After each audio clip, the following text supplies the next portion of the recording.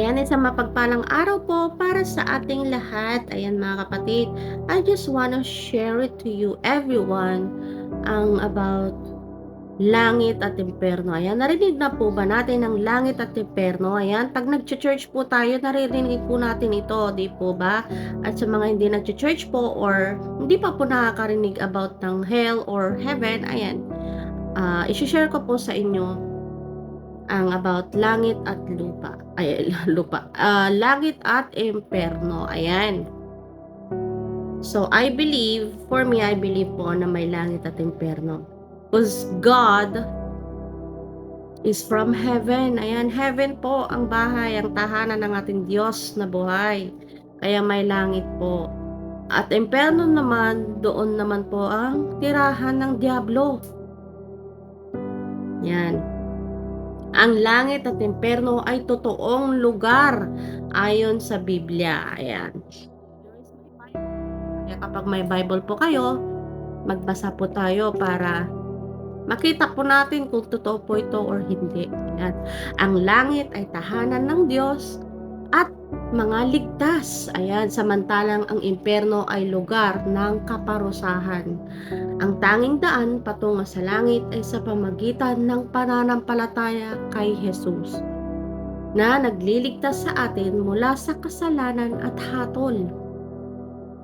Ayan, ito yung mga mahalagang Bible verses about langit at impyerno. At share ko po sa inyo kung paano po tayo makakapunta sa langit. Ayan, so sa langit muna tayo.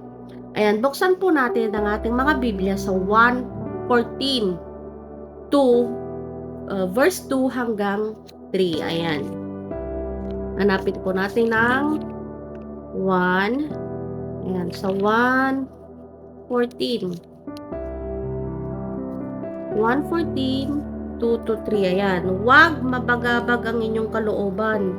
Sumampalataya kayo sa Diyos at sumampalataya din kayo sa akin. Si Jesus po ang nagsasalita dito. Sa bahay ng aking ama ay maraming silid. Kung hindi ito totoo, sasabihin ko ba sa inyong pupunta ako roon upang ipaghanda ko kayo ng inyong matitirahan? At kapag naipaghanda ko na kayo ng matitirahan, ako'y babalik at isasama ko kayo upang kayo makapiling ko kung saan ako naroon. At alam na ninyo ang daan patungo sa pupuntahan ko. Ngayon, si Jesus po yung nagsasalita dito. Ayan, sino ba ang daan? Ayan. Nagtanong si Tomas, Panginoon, hindi po namin alam kung saan kayo pupunta. Paano namin malalaman ang daan? Ayan, ano bang sabi dito ni Jesus? Ako ang daan, ang katotohanan at ang buhay. Walang makakapunta sa Ama kundi sa pamagitan ko. Kung ako'y kilala ninyo, kilala na rin ninyo ang aking Ama. Mula ngayon ay kilala na ninyo siya at inyo nang nakita. Ayan, si Panginoong Hesus ang nagsasalita po dito. Ayan, si Panginoong Hesus, babalik po siya someday. Ayan, Jesus will coming. Pero wala pong nakakaalam nun kung kailan po siya babalik. Pero babalik po siya. No one knows.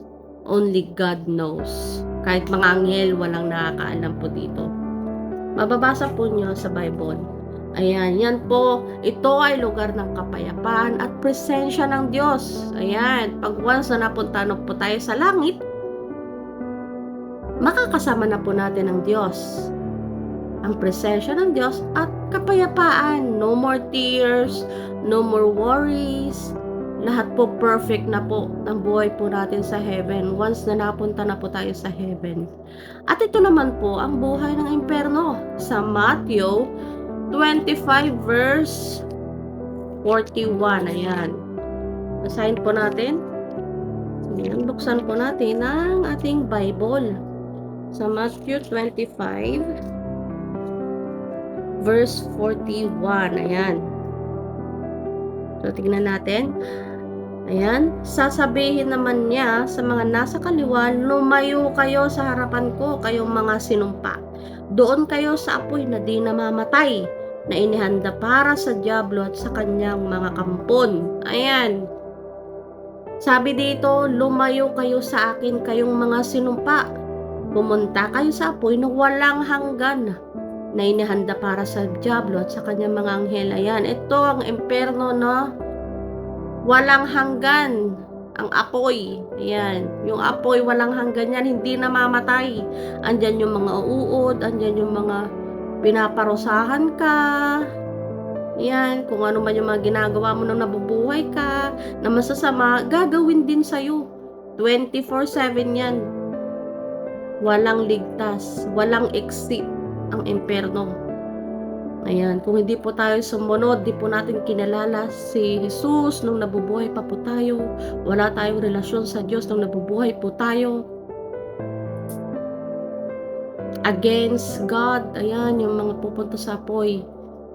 Yung mga hindi nagbago, ayan, diyan po tayo mapupunta sa impyerno. Ang impyerno ay inihanda para sa dyablo.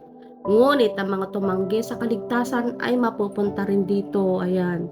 Kung hindi po natin tinanggap si Jesus Christ kasi siya lang yung kaligtasan. Si Jesus Christ lamang po ang kaligtasan at wala na pong iba. Jesus is the way, the truth, and the life. No one comes to the Father except through Him. Ayan, wala na pong ibang daan, katotohanan at buhay, kundi ang ating Panginoong Hesus lamang ang daan sa kaligtasan. Kung wala po tayong relasyon sa Diyos, hindi po tayo makakapunta sa heaven po.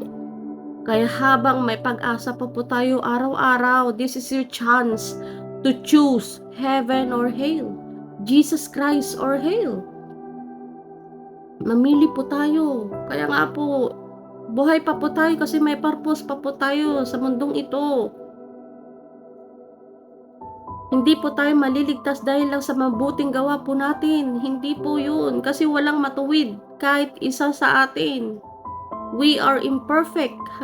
Hanggat nabubuhay po tayo dito sa mundo, we are not perfect. Nagkakaroon pa rin po tayo ng kasalanan. Pero dahil sa biyaya ng Diyos, may Panginoong Hesus po na magliligtas po sa atin. Yun po yung pananampalataya po natin kay Panginoong Hesus.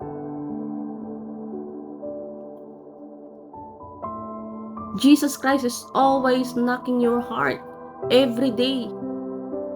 Buksan po ninyo ang puso nyo. Kaya po binibigyan ka pa ng pag-asang mabuhay, kaya may hininga ka pa every day. Dahil gusto ng Diyos ay magbago ka. Repent and accept Jesus your Lord and Savior sa buhay mo, kapatid. Life is too short. Hindi natin alam kung kailan po babawiin ng Diyos ang ating buhay. Napakaikli po ng ating buhay. Ang bawat tao ay haharap sa kawalang hanggan pagkatapos ng kamatayan, kung saan ang paghatol ng Diyos ay base sa katwiran at sa kanilang tugon sa Ebanghelyo. Kaya nga po may Bible po tayo. Huwag po natin tanggihan ang Bible, guys. Mga kapatid, pag binabasahan po tayo ng Bible, ito na po yung chance. Ito po yung way ng ating Panginoong Diyos para kausapin ka. Ang salita ng Diyos, ang Biblia. Mapalad ka kung may nakikinig ka ng salita ng Diyos kasi ito yung way ng ating Diyos para kausapin ka. Para pagsisihan natin ang ating mga kasalanan. Accept Jesus Christ as your Lord and Savior, kapatid. Habang may pag-asa pa po tayo. Nasa huli po ang lahat ng pagsisisi, kapatid. After death, after po natin mamatay, haharap po tayo sa Panginoong Diyos na buhay. Kaya it is your choice. It's our choice. Heaven or hell. Jesus or hell. It's your choice, kapatid. God bless everyone.